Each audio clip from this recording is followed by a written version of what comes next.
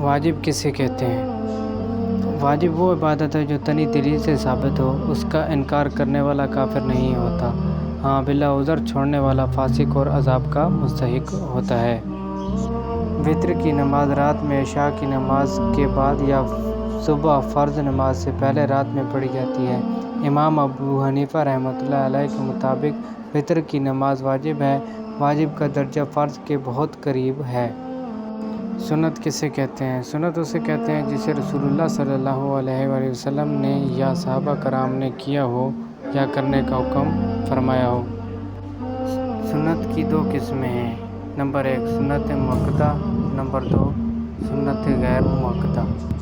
سنت مؤکدہ اس کام کو کہتے ہیں جسے رسول اللہ صلی اللہ علیہ وآلہ وسلم نے ہمیشہ کیا ہو یا کرنے کے لیے فرمایا ہو اور ہمیشہ کیا گیا ہو، یعنی بغیر عذر کبھی نہ چھوڑا ہو۔ ایسی سنتوں کو بغیر عذر چھوڑ دینا گناہ ہے اور چھوڑنے کی عادت بنا لینا سخت گناہ ہے۔ سنت غیر مؤکدہ اسے کہتے ہیں جسے رسول اللہ صلی اللہ علیہ وآلہ وسلم نے اکثر کیا ہو لیکن کبھی کبھی بغیر عذر چھوڑ بھی دیا ہو۔